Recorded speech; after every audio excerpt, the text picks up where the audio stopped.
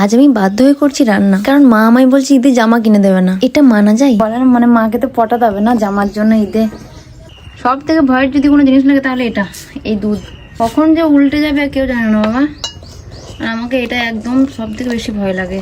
এত এত কষ্ট করছি, এই যে ইনি আমাকে জামা কিনে দেবে না বলছে। মা মা জানো সুমিতা জামা কিনবে, আমাকে বলছে জামা কিনতে যাবি না, তুমি আমাকে জামা কিনে দেবে না? কিনেছে কিনেছে, এই খাপে পারবো না বলছি তো। তোমরা আমাকে জিজ্ঞেস করছো দিদি জামা কটা কিনেছ ঈদে, আমাকে জামা কটা কিনলে।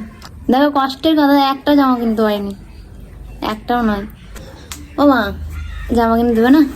না বলছি তো, কতগুলো জামা পড়েছে, ওগুলোই পরে পরে একটা একটা করে বেরিয়ে যাবি। আমার কি একটা করে পড়বি আবার ঘুরে চলে আসবি, আবার সবই ঘুরে পুরোনো জামা পরে কোনোদিন ঈদ হয় গো? জানে নাকি সবাই তো এইগুলো তো পুরোনো নাকি?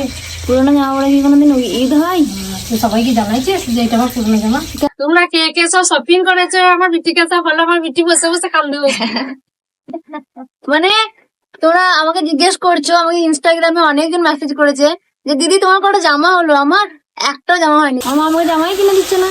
তোমরা আগে বলো তোমাদের কটা জামা কেনা হলো, আর কি কি শপিং করেছে তোমার ফ্যামিলির জন্য? আমার জন্য মোটেই কেউ কিছু ভাবে না, আমার কোনো দাম নেই, মানে আমার কোনো দাম নেই।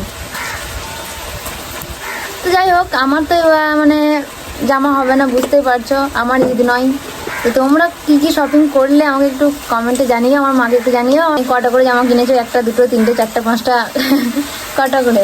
আমার তো একটাই জুটছে না কপালে, কি করবো গরিব মানুষ।